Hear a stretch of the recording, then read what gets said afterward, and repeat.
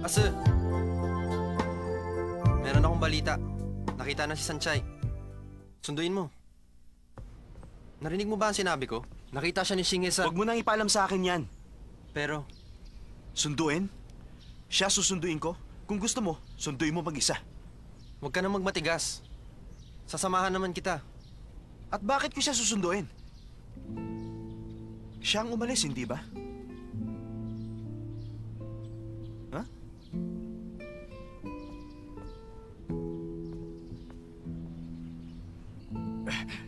Kailangang matuyo yan. Alam ko. Siguro, pwede na yan. Teka, si Mayor. At yung may-ari ng bahay, bakit nandito kayong lahat? Ang dami nyo naman. Teka, maupo muna kayo. Kwentuhan tayo. Ay, Uwe, itatanong ko lang. Balita na ito sa buong bayan. Ano bang nangyayari? Ano nangyayari? Kunwari pa kayo na hindi nyo alam? Akala nyo taga-probinsya kami, madali kami lokohin? Ang sabi nyo sa mga taga rito, may boyfriend na mayaman ng anak nyo. Akala nyo ba maniniwala kami? Hindi naman kami tanga. Pero hindi kami nagsisinungaling sa inyo Oo nga. lahat. Totoo ang sinasabi namin, may boyfriend na ubod ng yaman ng anak ko. Hindi lang namin sinasabi ang pangalan dahil teka. baka sabihin nyo mayabang kami. Teka. Bayaran mo na mga utang mo sa kanya. Sa itsura ng anak mong yun, paano yun magkaka-boyfriend ng mayaman? Hindi na nga maganda, suplada pa. Aba! Maniwala kayo, Mayor! Hindi talaga kami nagsisinungaling. Hintayin nyo na lang na yung anak namin si Shanchay at yung boyfriend niyang mayaman ay makapagpakasal na at makikita nyo. Magpapaparty ako rito. 3 araw at 3 gabi. Sagot ko lahat. Hindi naman sa nagdududa kami, pero paano kami maniniwala kung wala kayong katibayan? At isa pa, balita sa bayang ito, na yung anak nyo at yung binata dun sa restaurant na Asong ang pangalan ay nagkakamabutihan. Mayor! Dahan-dahan ka sa pagsasalita. Desente at walang kamuang-muang ang anak namin. Tama ang sinabi niya. Mahalaga sa kanya ang sasabihin ng iba. Ang totoo, si Dao Mingse talaga ang tunay niyang nobyo. Pero dati, hinatid siya ni Xinghe. Pagkatapos, minsan na siya nakipag-date kay Wachile. Yun lang naman. Sira ka talaga. Bakit mo naman sinabi yun? Bigla lang ako. Sanchay, malapit nang makita ng mundo ang pinakamagandang artwork. Siguradong hahangaan ako ng lahat ng tao.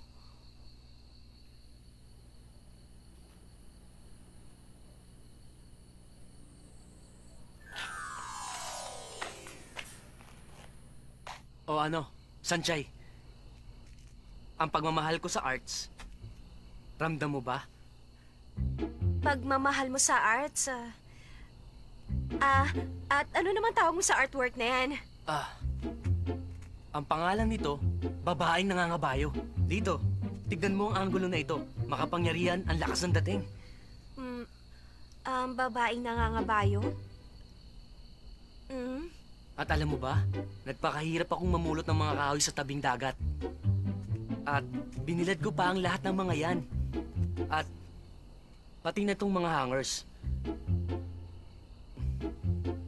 Gusto ko yan. Ikaw, magsalita ka. Anong masasabi mo sa ginawa ko? Sa totoo lang, hindi ko talaga maintindihan.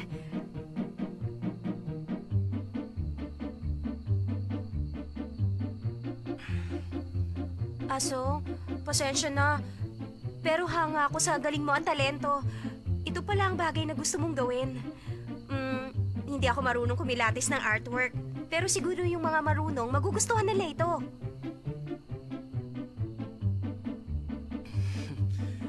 Yan din ang iniisip ko. Kaya naman gusto kong pumunta sa Italy para makapasyal at matuto. Kaya nagtatrabaho ako para makaipon ng pera. Talaga bang gustong-gusto mong makapunta sa Italy? Oo. Plano kong isama siya. Siya lang ang taong nakakaintindi sa akin. Hanga siya sa akin. Pero nung isang taon, nagduda ako sa kakayahan ko. Nawalan ako ng ganang gumawa. At ng panahon yun, sinuportahan pa rin niya ako. Pero hindi nagtagal. Palagi na kami nagtatalo. Siguro tama nga ang sinabi niya. Nawalan ako ng silbi. Nawalan ng pag-aasang mabuhay.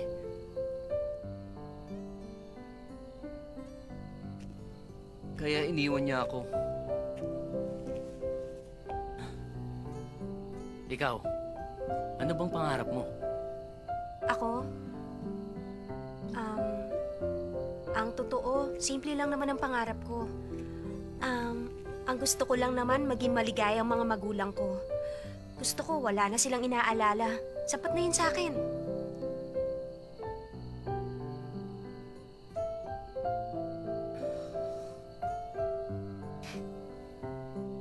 Sanjay, may sasabihin ako. Huwag kang magagalit. Sa tingin ko, kailangan mo nang bumalik doon. Hindi ka liligaya dito. Alam mo, pareho lang tayo. Mahilig tumakas sa problema. Kaya alam ko ang nararamdaman mo.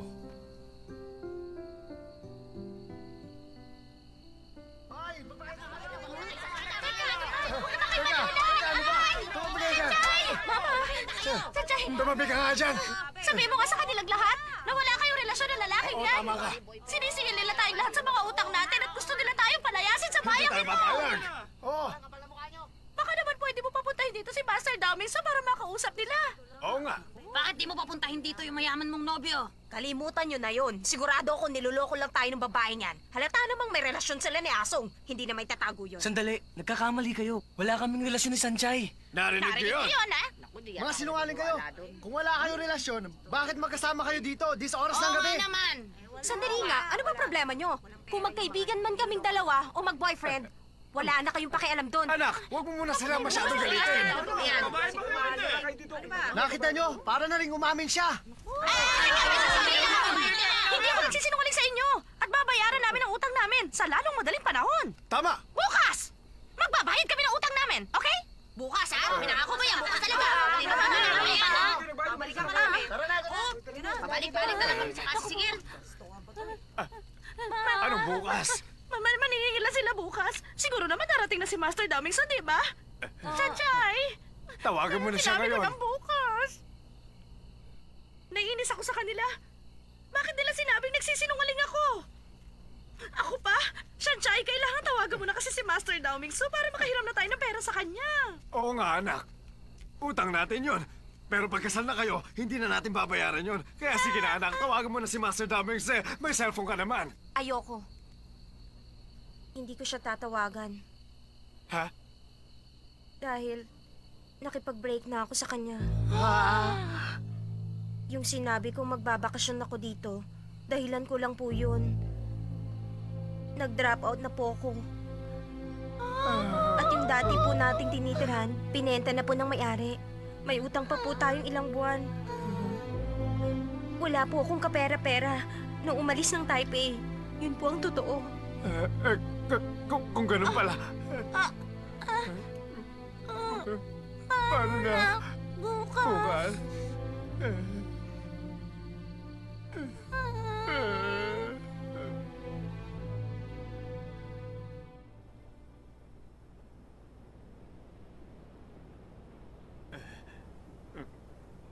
Honey, anong gagawin natin? Ano pa nga ba? Hingi tayo ng tawad. At makiusap tayo sa kanila. Sige. Ako na magsasabi. Makinig po kayo sa sasabihin ko. Hindi po namin sinasadyang magsinungaling. Pasensya na po kayo. Ang totoo, gipit po talaga kami ngayon. Kaya maawa na po kayo. Bigyan niyo po kami ng ilang araw. Gagawa kami ng paraan para makabayad.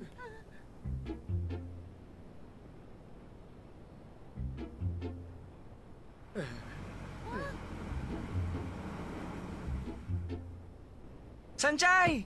Buti natagpuan ka namin!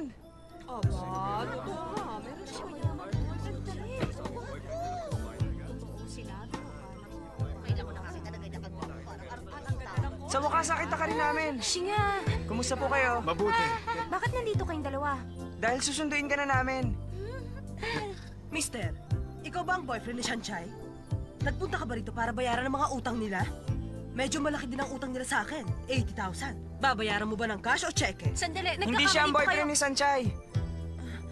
Huwag siya ang kausapin mo. Wala siyang dalang pambayad. Ako na lang magbabayad. Akin na, 80,000.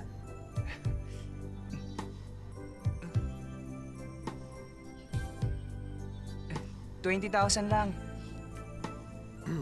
85,000 yan, bilangin nyo. Ah, hindi na. Salamat. Ay, Uwe, pasensya ka na sa amin, ha? Huwag kang magagalit. Baka gusto mong sa bahay ka maghapunan mamaya. Sabi ko na, nagsasabi ka ng totoo. Mamaya. Baka gwapo. Bayad na kami.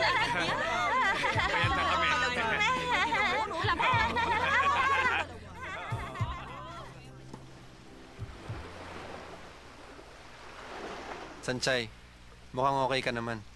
Ah, talaga? Siguro dahil sariwa ang hangin at lagi ako naaarawan. Tingnan nyo, ang itim ng balat ko, oh. Bigla kang nawala. Alam mo bang nag-alala kami? Nakita kita sa TV, tapos inaya ko silang sunduin ka. Shinga, maraming salamat. Wala kang dapat ipagpasalamat. Kami ni Xiaoyu ang nakukonsensya. Ano ka ba? Hindi kayo dapat makonsensya. Masaya naman ang buhay ko dito, ah. Pakiramdam ko, nagbabakasyon ako. Isa pa, kasama kong mga magulang ko. Sanchay, bumalik ka na. Sumama ka na sa amin para hindi na ako makonsensya. Yung pera ni Lei, huwag mo nang problemahin. Babayaran ko yon. Hayaan mo makabayad ako sa ginawa mong pagtulong sa pamilya ko. Alam kong gusto mo akong tulungan. Pero Xinghe, hindi ka dapat makonsensya. Dahil ginawa ko lang naman kung anong nararapat. Nadamay ang pamilya mo. Ako ang dapat na makonsensya. Sanchay, pumunta ka dito para takasan ang problema. Pero kahit tumakas ka, at talikuran mo ang mahal mo, hindi mawawala ang pagkakaibigan natin. Sana naman sumama ka na pagbalik namin. Si Daomin silang naman ang may ayaw sa'yo. Xinghe, at paano mo nalaman? Totoo naman. Hindi naman ako nagsisinungaling. Di ba sabi nyo, ayaw sunduin ni Daoming si Sanchay. At siya na rin nagsabi, wala na silang pakialam sa isa't isa. At alam mo ba, maraming babaeng lumalapit kay Daoming Ze. Xinghe, napakadaldal mo. Sinasabi ko lang naman ang totoo. Kung may iba na si Tao Ming, masaya na rin ako. Tapos na ang relasyon namin. Kung gano'n, huwag ka na magtago. Bumalik ka na sa school. Bumalik ka na sa school.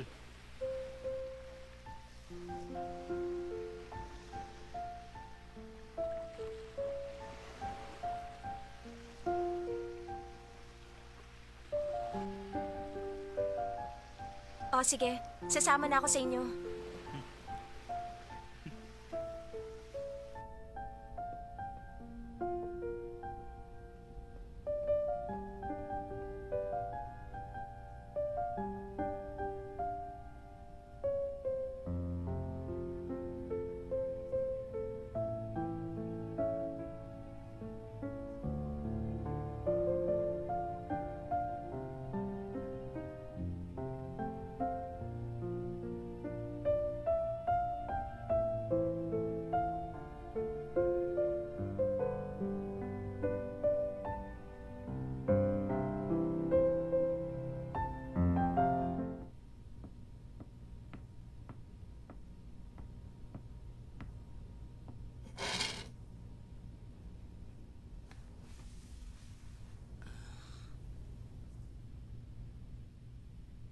Nabalitaan ko na. Dumating dito yung boyfriend mo. Mali sila, hindi siya ang boyfriend ko. Kaibigan ko lang siya. Talaga bang aalis ka?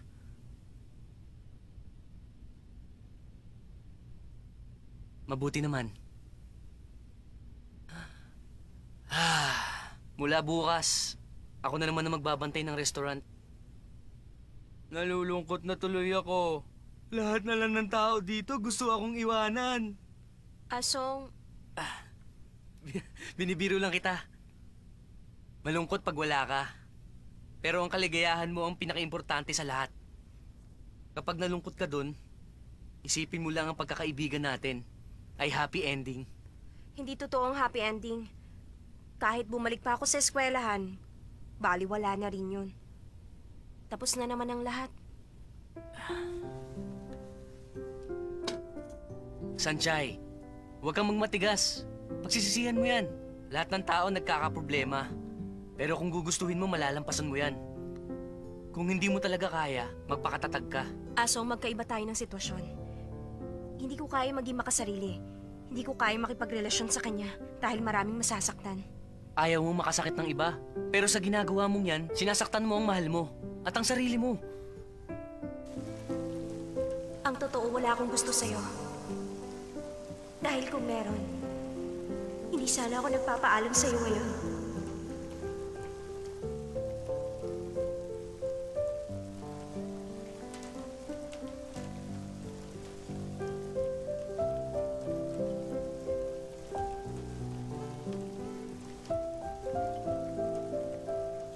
Sa totoo lang, napakaraming beses ko nang naramdaman na iniibig kita, Daming Sir.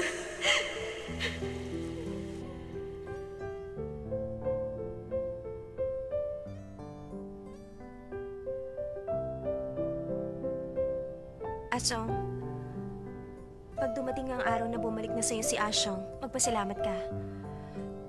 Ipangako mo, maging masaya ka. Sana nga mangyari yun. Sana makasama ko siya papuntang Italy. Ikaw rin, ipangako mo sa akin. Kahit di kayo magkabalikan ng boyfriend mo, magiging masaya ka. Hmm?